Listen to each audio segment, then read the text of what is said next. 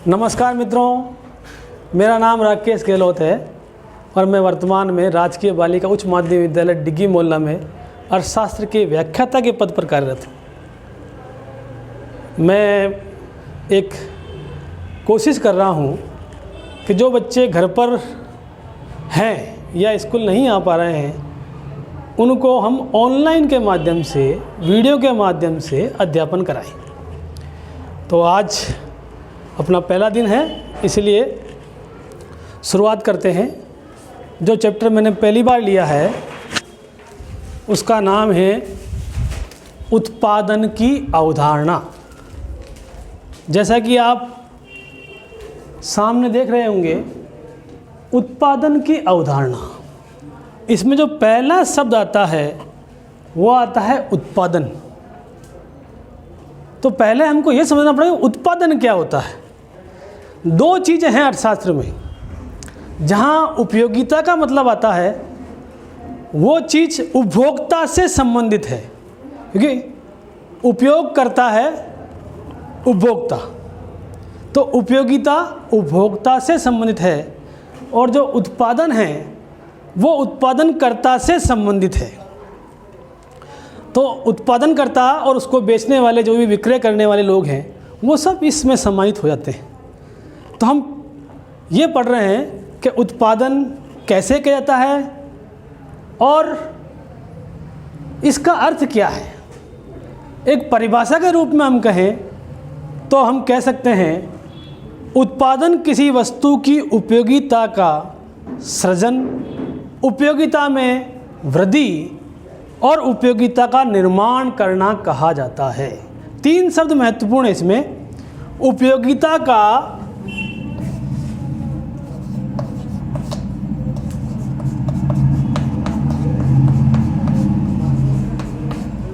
पहला सृजन, दूसरा क्या, उत्पादन, उसमें उपयोगिता में वृद्धि,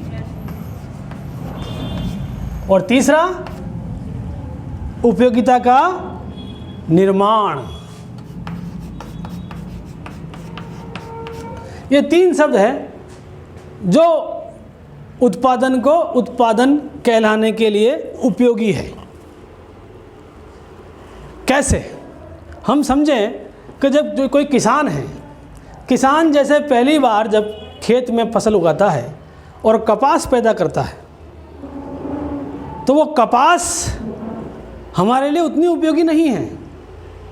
फिर क्या करते हैं हम, उस कपास से रुई निकालते हैं और रुई से हम धागों का निर्माण करते हैं, तो उसकी उपयोगिता में थोड़ी वृद्धि होती है।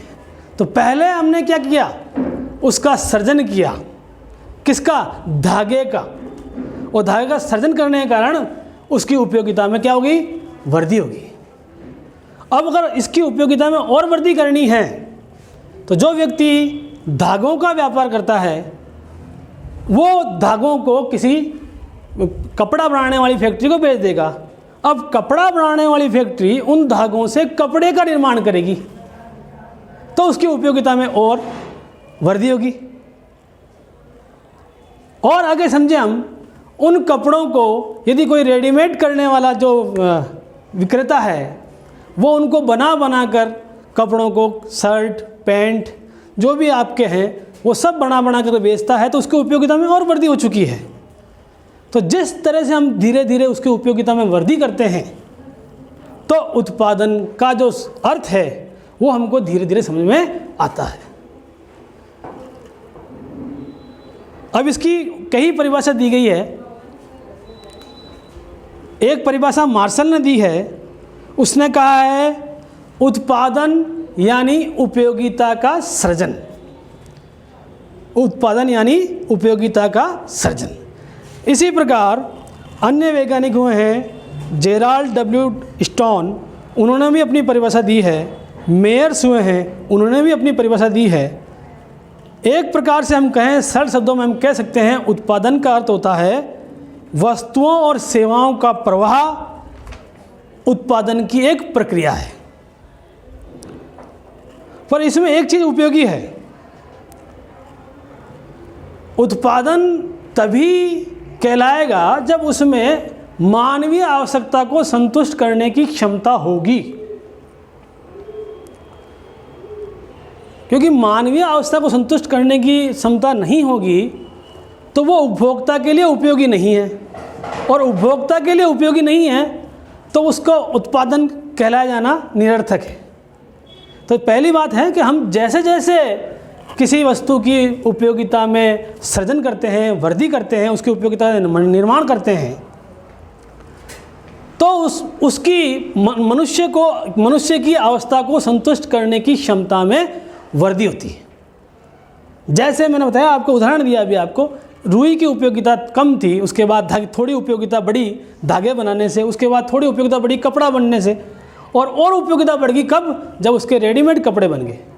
तो इस प्रकार जैसे जैसे उसकी मनुष्य की अवस्था को संतुष्ट करने की क्षमता बढ़ती है, उसकी उपयोगिता का भी निर्माण होता है और वो उत्पादन अपने बड़े अर्थ में उपयोगी होता है।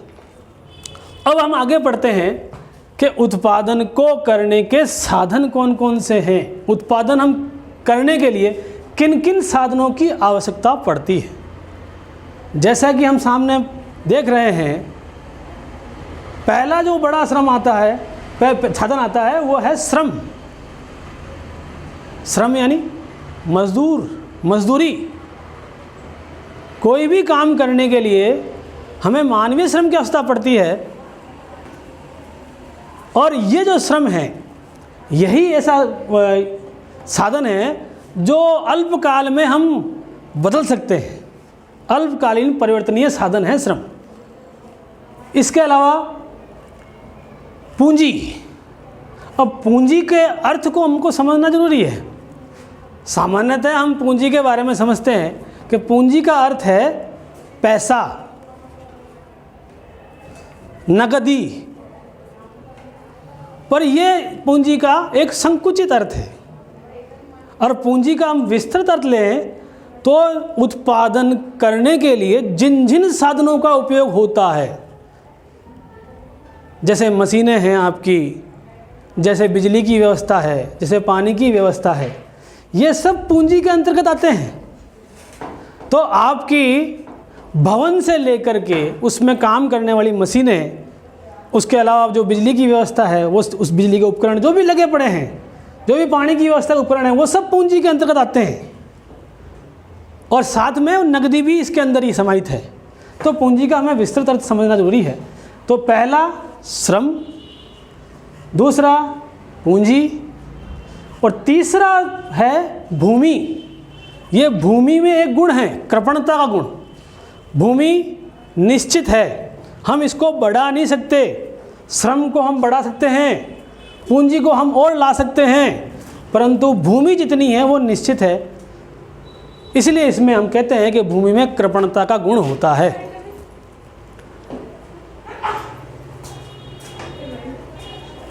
अतः भूमि का जो उपयोग है वो बड़ा हमें सोच समझ के करना पड़ता है। क्योंकि ये साधन को हम अल्पकाल में बदल नहीं सकते। इस साधन को बदलने के लिए हमें बड़े समय की आवश्यकता पड़ती है। और उसके बाद तकनीक व प्रबंधन, ये बहुत महत्वपूर्ण चीज़ें हैं। तकनीक यानी आप किस तकनीक से उत्पादन कर रहे हैं। अगर आपकी तकनीक पुरानी है तो आप कम समय में कम साधनों का प्रयोग करते हुए कम समय में अधिक साधनों का प्रयोग करते हुए भी हम क्या कर पाएंगे, वस्तुओं का उत्पादन कम कर पाएंगे, क्योंकि हमारी तकनीक कमज़ोर है। और यदि हमारी तकनीक अच्छी है, हमारे पास नई तरह की मशीनें, नई टेक्नोलॉजी है, तो हम वस्तुओं का उत्पादन हो सकता है हम पुरानी तकनीक से जहां एक दिन के अंदर 10 टन उत्पादन कर रहे थे, हमारी नई तरह की मशीनें आने के बाद हो सकता है हमारा उसको 50 टन या 60 टन तक भी ले जाएं। तो इसमें तकनीक का बेहतर रोल है। और है कि प्रबंधन, मैनेजमेंट, ये भी महत्वपूर्ण है। कौन सा साधन किस मात्रा में उपयोगी है और कितने समय के लिए उपयोगी है, इस सब को मैनेज करना, इस सब का प्रबंध करना, ये प्रबंधन कहलाता है। और अंतिम जो साधन आता है साहस या उद्यमशीलता। साहस या उद्यमशीलता यानी यदि मेरे पास सब चीज़ें हैं, मेरे पास श्रम तो मिल जाएगा, मेरे को पूंजी की व्यवस्था मैंने कर ली है कहीं से ला करके, भूमि मैंने ले ली है, तकनीक मेरे को ध्यान है, प्रबंधन का गुण मेरे में है, परंतु यदि मुझ में साहस नहीं है, साहस किस बात का? साहस इस बात का कि यदि मैं किसी वस्तु का उत्पादन करता हूँ तो हो सकता है मुझे लाभ हो और हो सकता है मुझे घाटा भी हो जाए। तो इस बात का साहस लेकर, रिस्क लेकर के जो काम करता है ना, वो उद्यमी कहलाता है, वो साहसी कहलाता है। और उद्यमशीलता का मतलब है अपने काम में लगे रहना, जिस काम को शुरू किया है उसके बारे में सोचते रहना, उसमें नई नई तरीके से कैसे हम सुधार करें उसके बारे में उद्यमशीलता, और उसमें मेहनत करते रहना, ये सब उद्यमशीलता का गुण है। तो हमने अब आज उत्पादन के साधनों के बारे में पढ़ा।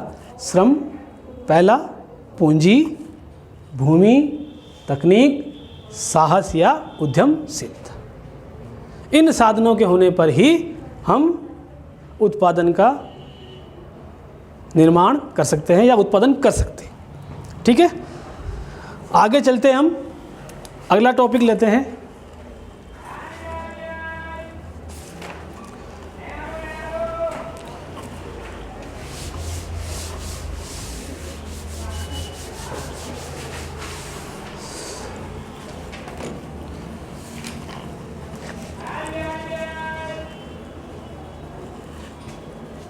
अब हम एक सारणी के माध्यम से ये समझने का प्रयास करते हैं कि कुल उत्पादन, सीमांत उत्पादन और औसत उत्पादन की अवधारणा क्या है और इसके फॉर्मूले कैसे काम करते हैं। तो देखें, एक सारणी का मैं निर्माण करता हूँ आपके सामने।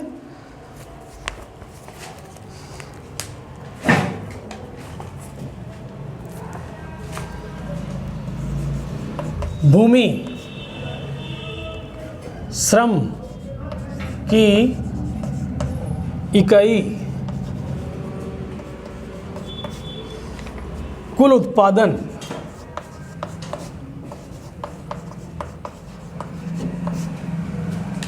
और औसत उत्पादन,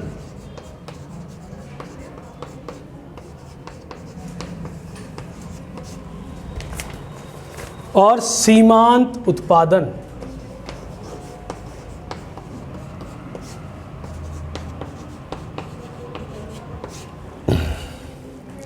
भूमि हमने पढ़ा कि ये अल्पकाल में अपरिवर्तनशील साधन है, इसीलिए मान लिया हमारे पास जो भूमि है वो निश्चित है, 5 हेक्टेयर या जितनी भी है ये भूमि हमारे पास उपलब्ध है।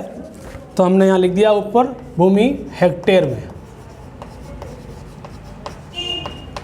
5 5 5 5 5 5 5। श्रम की इकाइयाँ हम बढ़ाते हैं धीरे धीरे, पहले 0 1 2 3 4 5 6 और 7। उसके बाद हम लेते हैं कुल उत्पादन। हम देखें, माना हमने इन श्रम की इकाइयों को बढ़ाने से कुल उत्पादन में इस प्रकार परिवर्तन होता है 0 5 12 21 28 30 30 और 28। कुल उत्पादन को अगर अंग्रेजी में कहा जाए तो हम अंग्रेजी में इसको कहते हैं टोटल प्रोडक्शन, यानी टीपी।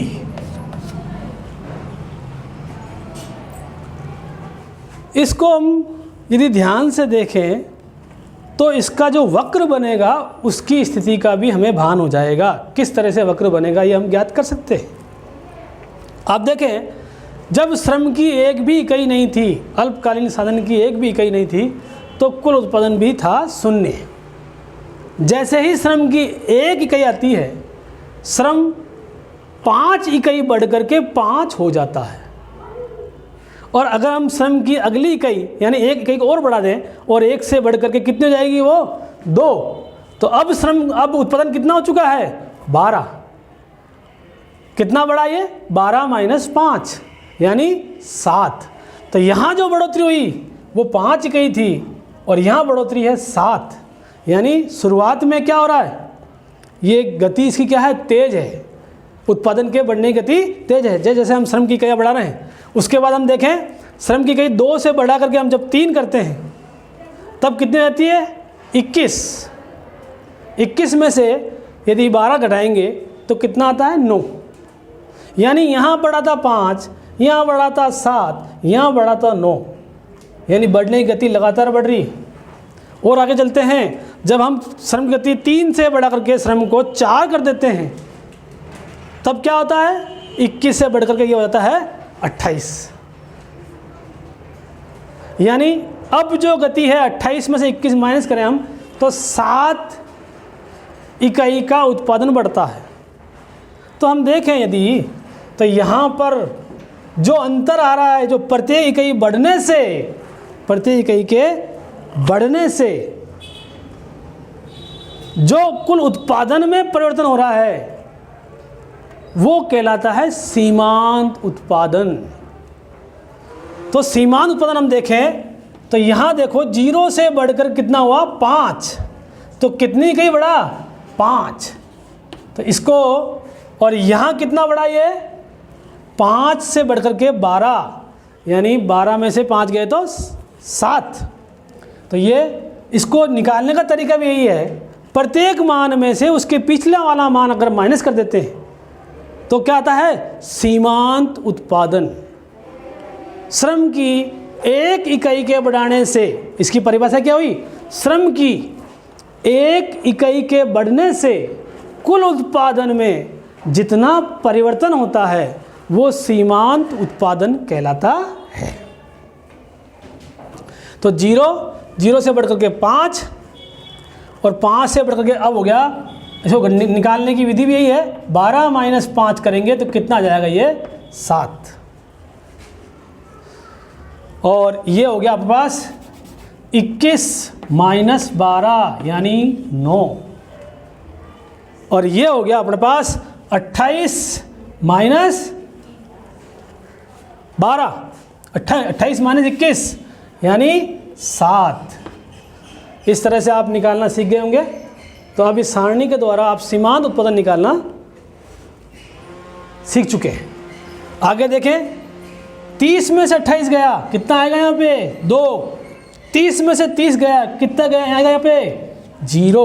और 28 में से 30 जाएगा, यहाँ 28 छोटी संख्या हो चुकी है, तो यहाँ पर जो मान आएगा 28 माइनस 30 यानी यहाँ आ जाएगा -2। तो ये जो कुल उत्पादन में परिवर्तन है प्रत्येक इकाई के बढ़ाने से, ये सीमांत उत्पादन कहलाता है। यानी हम यदि इसका सूत्र लिखना चाहें तो सीमांत उत्पादन का सूत्र हम लिख सकते हैं। एक तो क्या बोला मैंने कि प्रत्येक इकाई में से, प्रत्येक कुल उत्पादन में से उसके पहले वाला कुल उत्पादन, जस्ट पहले वाला माइनस करते हैं। यानी TPN कोई उत्पादन है तो उसमें से TPN -1 उत्पादन घटाते हैं। जैसे यहाँ n का मान यदि 4 लिखूँ तो अगर मेरे को चौथे पद का सीमांत उत्पादन निकालना है तो 4 माइनस 1 यानी तीसरा पद उसमें से माइनस करूँगा। समझ में आ गया आपको? जैसे ये चौथा पद है, यहाँ हो जाएगा TP4 और यहाँ हो जाएगा TP 4 माइनस 1 3। TP4 कितना है 21, TP3 कितना है 12। तो इसको सब माइनस करने से ये अपन को सीमांत उत्पादन मिल जाएगा। और यदि यहाँ चूँकि हम देख रहे हैं इनमें श्रम की इकाई में 1 का ही अंतर है तो ये विधि बहुत सरल है, निकाल सकते हैं। परंतु यदि अंतर 1 का नहीं हो, 1 से अधिक का हो, तब क्या करें? तब सीमांत उत्पादन निकालने के लिए एक नए सूत्र का प्रयोग करते हैं कि कुल उत्पादन में कितना परिवर्तन हुआ और कुल श्रम में कितना परिवर्तन हुआ। कुल उत्पादन में कितना परिवर्तन हुआ और कुल श्रम में कितना परिवर्तन हुआ। तो इसका सूत्र अगर अपन लिखें तो अपन लिख सकते हैं ये MP, एक सूत्र तो हो चुका अपने पास, दूसरा सूत्र N और N-1, दूसरा सूत्र है MP बराबर del TP upon del L यानी लेबर, श्रम, कुल उत्पादन में परिवर्तन और श्रम में परिवर्तन। इसका एक उदाहरण बताऊँ आपको। जैसे मान लें हम यहाँ से 2 से और 5 इन दोनों के बीच का निकालना चाह रहे हैं, पर उसमें शर्त यह है कि बीच के मान हमको मान लो कि नहीं है, मान लो कि नहीं है, क्योंकि वो एवरेज आएगा, है ना। तो इसलिए यदि 2 और 5 ही दिए हो, तीसरा और चौथा मान अपने पास नहीं हो, तब कैसे निकालेंगे। तब ये आ जाएगा, देखें आप दूसरे और 5वें मान, इनमें उत्पादन में क्या परिवर्तन हुआ। यहाँ कितना है 30, यहाँ कितना है 12, तो परिवर्तन कितना हो जाएगा यहाँ पे 30 माइनस 12। लेबर में कितना परिवर्तन, श्रम की इकाई में कितना परिवर्तन 5 माइनस 2, तो ये हो गया 5 माइनस 2। 30 में से 12 गए 18 और 5 में से 2 गए 3 यानी 6। यदि बीच के मान नहीं हैं और हमें सीमांत उत्पादन निकालना है तो हम कुल उत्पादन में परिवर्तन में कुल श्रम की इकाइयों के परिवर्तन का भाग लगा देते हैं। ठीक है। अब अपना एक और बचा है औसत उत्पादन, वो पढ़ लेते हैं। तो अब हम चलते हैं, बीच की चीज़ है औसत उत्पादन। औसत को समझना हो तो इसका एक उदाहरण लेते हैं अपन। मान लें 3 बच्चियां हैं और तीनों बच्चों के पास कुल मिला के 90 रुपये हैं, कुल मिला के। अब ये पता नहीं किसके पास कितने हैं, और यदि हम मानना चाहें कि प्रत्येक व्यक्ति को कोई चीज़ लेनी है, प्रत्येक लड़की को कोई चीज़ लेनी है, तो वो कितने की लेगी, तो उसके लिए क्या करना पड़ेगा, कुल पैसे में लड़कियों की संख्या या बच्चों की संख्या का भाग लगाना पड़ेगा। तो कितना आ जाएगा ये 30। यही औसत उत्पादन है, यही औसत उत्पादन है कुल उत्पादन में। तो अगर यहां हम सूत्र लिखना चाहें, एवरेज प्रोडक्शन AP बराबर, औसत उत्पादन को AP कहते हैं, कुल उत्पादन TP अपॉन L। कुल उत्पादन में श्रम की इकाइयों का भाग लगाने से हम औसत उत्पादन ज्ञात कर सकते हैं। ठीक है। तो इसको हम समझने की कोशिश करें। जैसे यहाँ पर कुल उत्पादन कितना है 0/0, 0। TP कितना आ रहा है 0, श्रम की इकाई कितनी है 0, उत्तर कितना आएगा 0। और यहाँ देखें तो कुल उत्पादन कितना है 5, TP कितना है 5, और भाग किसका लगा रहे हैं हम 1 का, तो औसत उत्पादन कितना आएगा 5।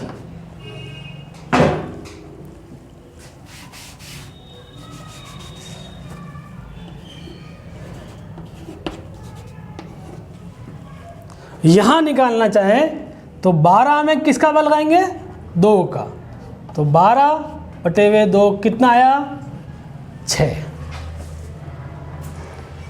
इसी तरह से 21 में अपन 3 का भाग लगाएंगे, TP अपॉन L, ये श्रम की इकाइयाँ L, तो यह आ जाएगा 21/3 यानी 3 7 21, 28/4 यानी 7, 30/5 यानी 6, और 30/6 यानी 5, और 28/7 यानी 4। इस तरह से हम टीपी में एल का यानी कुल इकाइयों का भाग लगा करके ये ज्ञात एपी यानी औसत उत्पादन ज्ञात कर सकते हैं।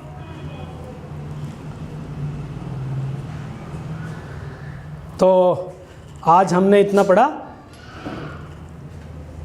यदि आपको ये अच्छा लगा हो तो आप इस वीडियो को लाइक करें, शेयर करें, सब्सक्राइब करें, ताकि हमें प्रोत्साहन मिले, हम आपके लिए और नए नए वीडियो लेकर आएँ। फिर मिलेंगे, इसके साथ धन्यवाद।